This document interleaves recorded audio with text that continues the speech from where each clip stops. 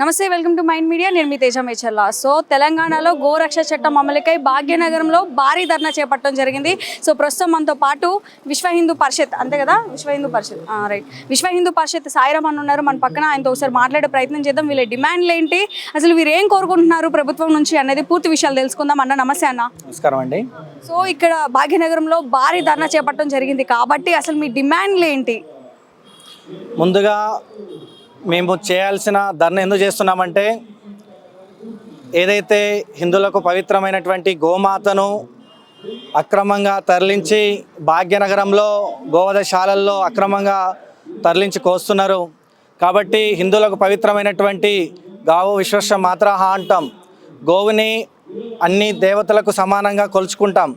హిందువులలో గోవుని ఒక పవిత్రంగా ముక్కోటి దేవతలకు సమానంగా కొలిసేటువంటి గోమాతని అక్రమంగా తరలించి కోస్తున్నారు. కాబట్టి ఆ గోవధ అక్రమాన్ని నిషేధించాలని మేము కోరుతూ ఈరోజు విశ్వ హిందూ పరిషత్ ఆధ్వర్యంలో ఇంద్ర పార్క్ దగ్గర ధర్నాకు దిగడం జరిగింది. ఇలానే కాదు, ఒక 2 రోజుల క్రితం చూసుకుంటే కరాటి కళ్యాణి గారు కూడా ఒక 2 వ్యాన్ల డీసీఎంలో ఆపడం జరిగింది. మన హిందువులే మన గోవులని అమ్ముకుంటాం, అదే అమ్మటం జరుగుతుంది.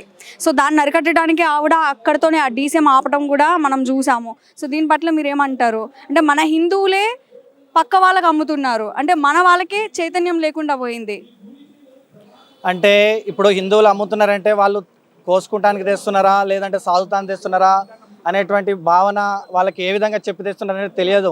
కానీ తేవడము, ఏదైతే గోవులను అక్రమంగా తరలించి ఇక్కడికి రావడం, కోయడం మాత్రం జరుగుతున్నది. కాబట్టి వాటిని ఆపే విధంగా మేము ధర్నాకి దిగాము. అంటే మన వాళ్ళలో సనాతన ధర్మం పట్ల వాళ్ళకి కనీసం అంటే ప్రయారిటీ లేదంటారా? అట్లని కాదు, ఇప్పుడు ఏదైతే రైతులు ఉన్నారు, వాళ్ళు ఆ గోవులను కాచేవాళ్ళు, గోవులను సాదే వాళ్ళు ఉన్నారు. వాళ్ళు దేనికి తీసుకెళ్తున్నారని ఏ విధంగా తెలుస్తున్నది? వాళ్ళు చాదుకుంటామని తెస్తా అంటారు, లేదంటే గోశాల ఉందని చెప్తారు, లేదంటే మా ఇంట్లో చాదుకుంటామని చెప్తారు. కానీ కోస్తున్నామని చెప్తే మాత్రం అమ్మే విధంగా హిందువులు ఆ స్థితిలో లేరు. అంటే చాదుకుంటాము, లేదంటే మా ఇంట్లో ఉంచుకుంటాము, ఏదో ఒక రకంగా మాయ మాటలాగా ఏదైనా చెప్పి తీసుకొచ్చుకుంటారు.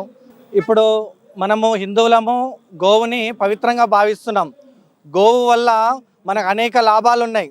వ్యవసాయానికి గోవు ఉపయోగపడుతుంది. అదేవిధంగా కాకుండా అనేక సందర్భాల్లో హిందువులలో పవిత్రంగా గృహప్రవేశం కానీ లేకుంటే అనేక కార్యక్రమాల్లో కూడా గోవును ఉపయోగిస్తుంటాం. కాబట్టి గోవును మనం అమ్మకూడదు. గోవు ద్వారా వ్యవసాయం జరుగుతుంది, గోవు ద్వారా భూమి సారవంతంగా జరుగుతూ ఉన్నది. రసాయనాలు వాడకుండా గోవు మలమూత్రాల ద్వారా వ్యవసాయాన్ని చేస్తే భూమి సారవంతంగా ఉంటుంది, మన ఆరోగ్యం మంచిగా ఉంటుంది.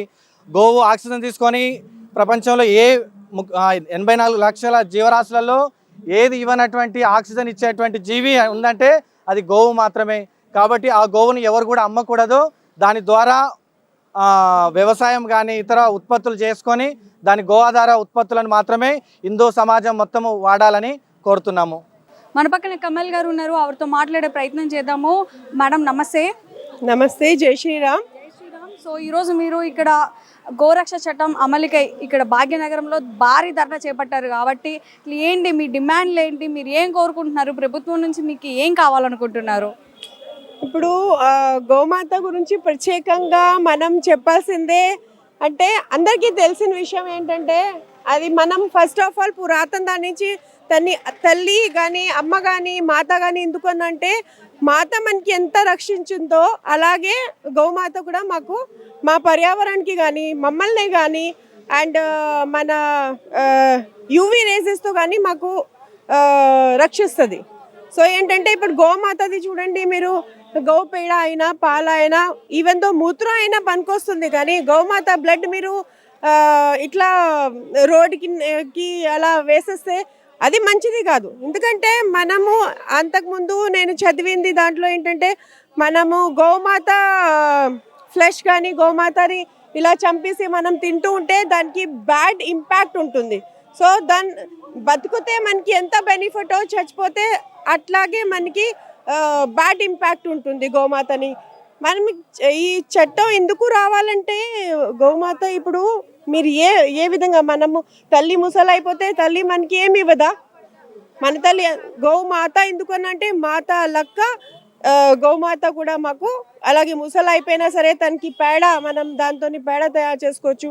మన ఫుడ్ పేడతోని మీరు చూస్తారు, మనం పూజ చేసినప్పుడు పేడ మనం పూజ హవన్ దాంట్లో వేస్తాం. యజ్ఞం చేస్తే దానికి ఆక్సిజన్ లెవెల్ పెరుగుతుంది మన పర్యావరణంలో. కొంచెం నెయ్యి వేసి ఇది చేస్తే దాంతో నెయ్యి తయారవుతుంది, పెరుగు తయారవుతుంది పాలతో. ఎన్ని రకాలు మనము దాంతో బెనిఫిట్ పొందుతాం. తను ముసలి అయిపోయిన తర్వాత దాని పేడతో మీరు ఇప్పుడు గోబర్ గ్యాస్ వస్తుంది, సో మనం గ్యాస్ కూడా తయారు చేసుకోవచ్చు.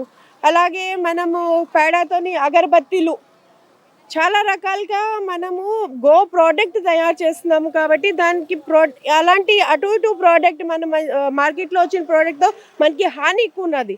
కానీ గోమాత పేడతో తయారు చేసిన ప్రోడక్ట్కి మనకి హాని ఏం లేదండి. అలాగే గోమాత మూత్రంలో మీకు గోల్డ్ కణాలు ఉంటాయి, అది మనం కాదు, మనం ఫారిన్ కంట్రీస్లోని వాళ్ళు రీసెర్చ్ చేసిన దాంట్లో కూడా చెప్పారు. సో మీరే ఆలోచించాలి, మనమే ఆలోచన చేయాలి. మాతకి మనం రక్షిస్తే మనము సేఫ్గా ఉంటాం. చాలా మంది అంటే కొన్ని వర్గాల వాళ్ళకి ఎందుకు తెలీదు అంటే, ఒక హిందువులు దీన్ని దేవుడిగా దేవతగా పూజిస్తారు కదా, అలాంటి దేవతని మనం ఇలా తినడం కానీ లేకపోతే వాటిని చంపేయడం లాంటివి చేయకూడదు అన్న ఇమిత జ్ఞానం వాళ్ళకి ఎందుకు ఉండదు అంటారు? అంటే ఇప్పుడు మాకైతే ఇప్పుడు మీరు ఒక స్కూల్కి వెళ్తారండి, స్కూల్కి వెళ్ళిన తర్వాత ఏమవుతుంది, మీకు అక్కడ ఏం చదివిస్తే మీకు తెలుస్తుంది కదా. సో వాళ్ళ ఎడ్యుకేషన్లో అది వాళ్ళని నేర్పించట్లేదు.